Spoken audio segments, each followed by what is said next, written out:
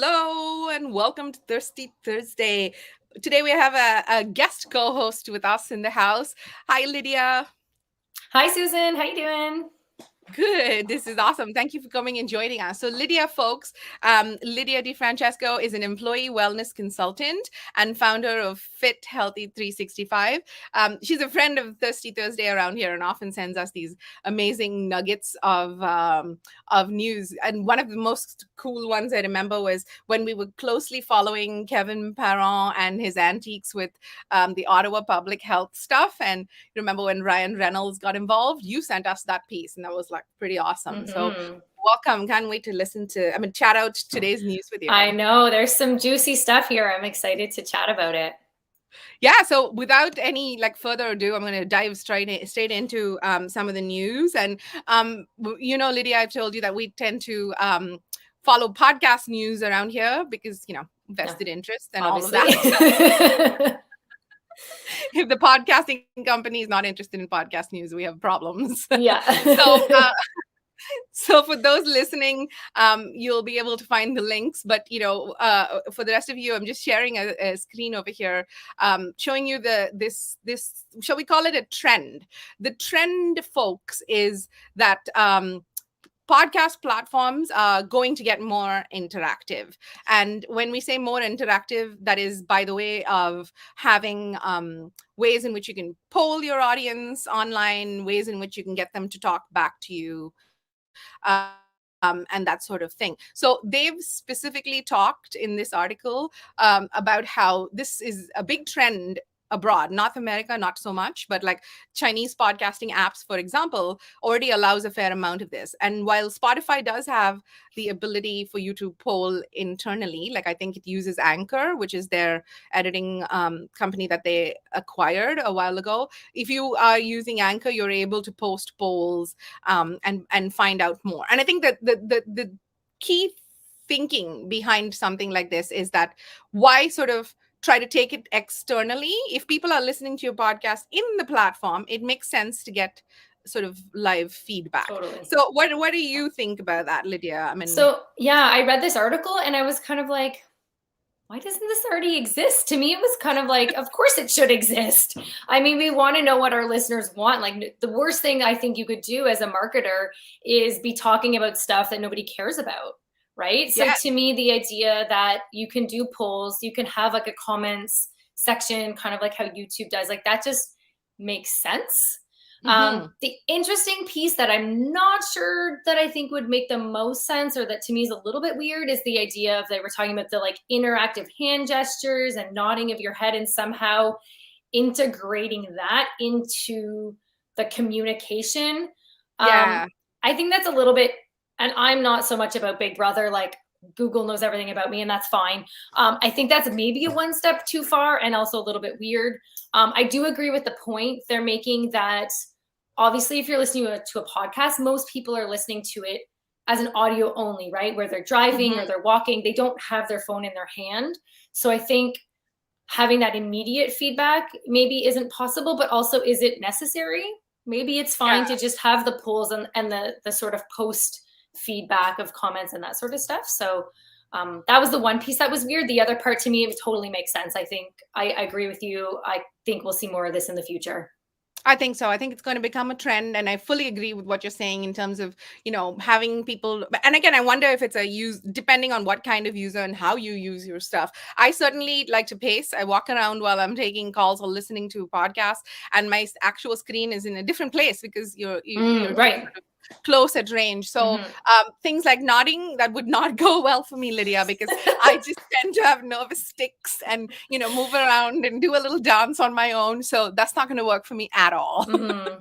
Yeah. So that was a weird part. I don't see that flying. What was interesting to me though, too, was the idea of, is this needed and do people want it? And I thought the poll at the bottom of the article where it's like, it was 60-40 in terms of people who would actually interact or not. So I thought that piece was kind of interesting. And I'd love to get your thoughts on this. I mean, I feel like, sometimes people are like, oh, that's a great feature, or that's a great idea or a practice or a whatever it is, you're attracted to the possibility of it, but the actual use, just because someone wants interactive polls on a podcasting doesn't mean tomorrow morning everyone's going to be voting on your poll, because there's a difference between, intentions and action. And I'd love your thoughts on it.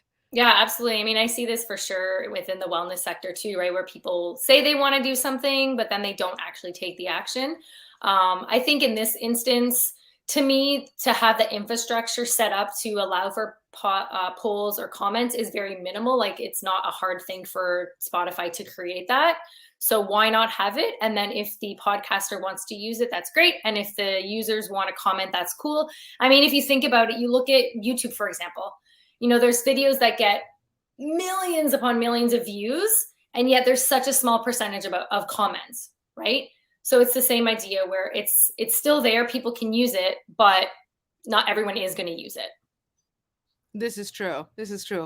Getting comments is probably one of those highest forms of engagement that you should look for in content of all types. And so that's the story there. So moving on to the next one then, this one's about Lego, and as a girl parent, I found this very, very interesting. So Lego announced this week that they'll be completely doing away with gender bias from its toys, and doing away with the marketing of toys specifically to boys or girls or whatever that might be. And I can tell you, as like I said, as a mom, this has certainly been like a challenge. It's not that easy. To any store you walk into, you're basically being forced into an immediate decision about whether you want to go to the left for the boys or the right for the girls. Frankly, it's not just toys, it's clothing, it's everything, right? And so I think the fact that they're committing to sort of taking away the some of that, forcing that bias or forcing that conditioning is a great first step. And then in terms of background to the story as well, this particular move has come after some research that they've done with parents, and the research was done with Geena Davis Institute on gender and media. And some of the facts that came out of it were interesting to me, Lydia. Like, they were saying that only 24% of girl parents would even really think about Lego as a girl thing, which I can tell you is true. Anytime we're in a store, we're probably in the minority. And the thing that was a little bit like, it's not quite all the way there. This is not the answer to the world's gender problems, because while while you're going to take away the put segregation of it, if you look at their packaging, which they're not changing, or even their actual sets, there's a lot of pink sets and blue sets, and like all the Star Wars and the superhero stuff tends to be boy skewed for sure. So so I know you have nieces and nephews, so talk to us about what you see. So I definitely think this is a great move. I do have some questions, concerns. I want to see what they do in a few areas. So one, I do think it said they were going to remove the 4 boys and 4 girls, and that's cool. Are they going to make the ones that have the little characters? Are they going to add girl construction characters, let's say, or boy art teachers, or I don't know what. I don't know a lot about Lego, but do you know what I mean? If there are characters, are they going to mix up the genders? Are they going to use maybe less gendered colors for the actual toy themselves? The other thing that I think is really important in this is merchandising in stores. So I was telling you earlier about how when I walked into Toys R Us, and it was like, so like girl section pink, princess dolls, boy section blue, and trucks and cars and construction. If Lego is gender neutral, but they're still only selling it in the boy section, girls aren't going to use that, because generally parents and children aren't going down those boy aisles because they aren't thinking that there might be something down there for them or that they're more attracted to. Yeah. So I think that's definitely something that needs to be taken into consideration. I don't know how much sway Lego has about where their products are placed. Maybe it's time we do away from like boy section and girl section. I like how Lego on their website, they've organized it by themes. So maybe we should have stores organized by themes as opposed to genders. I don't know. Yes. I like that. I think it's a good first step, and I'm looking to see. They're definitely an interesting company, and I think Mhm. they'll do more stuff as it goes. Now, going from some giant companies to some little companies, and it's like Canadian little companies that are starting to make like big impact. So. I think it was a matter of time, but it's happened far sooner than I expected. But people, especially restaurant business people, are starting to use fully vaccinated as a marketing strategy. And why not, right, Lydia? As Totally. marketers, we talk about positioning yourself with your best strengths up front. And if, as a restaurant, all of your staff is fully vaccinated, why not sort of, start talking about that? So this is. Absolutely. So you Yeah. tell me what you think while we quickly run through Yeah, this. I mean, to me, this one makes sense. I like the fact that the owner said that they did ask all the staff if they were okay with sharing. I think that's nice to do. The thought that I had about this was, yeah, it just kind of makes sense. And also, I have seen some commentary from people about, how can we have to be vaccinated to go to the restaurant, but I don't know if my server is vaccinated. And Agreed. that's not a thing that I ask them. So I think this is cool that the restaurants, for those who have the fully vaccination or are asking their staff to have it, I think it kind of sets a more even playing field, right? If we're requiring it for the attendees, it actually does kind of make sense that the staff are vaccinated too, right? So I think it's great now Yeah. as it's a bit more of a new thing. I think it's probably quickly going to become almost like expected. Yes, I think so. And good on this company for Hmm. jumping on it Absolutely. well early as well. So Yeah. so from there we're moving on to Netflix. I mean, we've been talking about Netflix several weeks in a row, Lydia. But Netflix is this time around. We wanted to talk about the fact that Netflix has finally gotten its own sort of merchandising plan underway. They've collaborated with Walmart on the effort. So the actual hub is going to be sorry, my screen's glitching there, folks. So That's I'm okay. going to go back to just our go back to just our faces, and we'll chat this out. So this is going to be a hub that will be with Walmart. So it's going to be walmart.com/Netflix, and on it you're able to purchase a fair amount of merchandise. I believe they've got Stranger Things on there and a few others. But I thought it was interesting for a couple of reasons. And one of them was the fact that Squid Game, which in the last couple of weeks has emerged as the highest watched show on Netflix, Wow. isn't represented on things. So I can imagine when you've made a new show, we were talking about this, to get into to how many toys will you need, and how many sort of like whatever else merchandise will you need. So I thought it was interesting that it's a good move for them that they're moving into merchandising, but they also left out a very, very big amount of money on the table. Yeah, I mean, I think it's probably was a surprise to them, right? I mean, we talked about how it's a quote like a foreign show, right, where it's in another language with subtitles, or I guess probably can do a dubbing option. That's not really likely something that you would expect to be such a blockbuster. So I think they were probably just Yeah. caught off guard, and now they're scrambling to turn things around. I think this is great for Netflix. I think it really shows the powerhouse that they've become. Most of their shows now, most of their new stuff that they are having on their platform is Netflix series. It's original content. They're spending a lot more dollars on creating like real high level quality shows and movies. And I think to me, this is like Mhm. they've reached that, maybe not quite, but they're in the Disney kind of a level of playing field now in terms of having all this merchandise. I think they're probably just getting started on this. I think so, and I think it's admirable in particular because it's happened in such a short time. Like it took Disney decades of theme parks and ideas and standing for that for them to get to that place of merchandise. And I think Netflix has made that move on a few levels really well. I'm a Mhm. fan. I'm a fan of the way they're approaching this. And interesting that you said Disney as well, because I remember when Mandalorian launched on Disney, they made the same mistake where they hadn't got Baby Yoda dolls sort started out. Like Oh. they've completely underestimated what a big phenomenon Baby Yoda would become. So Mhm. I feel like there's some parallels between this Squid Game and Mandalorian on that front. So that's a good point there. Moving on to another sort of tech name, this time Substack. And because my screen is glitching, I'm just going to talk out the story really quickly.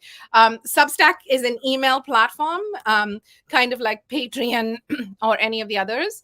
And they have a URL structure, which is interesting. It goes, whatever your topic is, .substack.com. Sorry, Lydia, are you there? I feel Yeah, I'm like here. we've all Yeah. completely frozen out. Yeah, I'm here. Okay, so it's got a format like, topic-substack.com. And in this Mhm. particular case, it was written by someone who had, by complete fluke, press.substack.com. And he talks about his experiences over the months in which he gets a lot of press inquiries, in which he's asked about various things that are happening and whatever. Yeah. And then I guess eventually Substack noticed this and repossessed that URL without informing the user. And this was not their first gig. It's happened before with someone who had politics.substack.com. So, I mean, this got me thinking on a few levels about, making sure that you've got your sort of hierarchy of names, the possible things, whether you're a small business or a larger business. I think this kind of thing falls through the cracks a lot for larger businesses. In my experience, the smaller businesses are like, we overdo it. Maybe every time an idea crosses our minds, we're like, let's get that URL. Or buy all the dots like .net, .com, .ca, .org.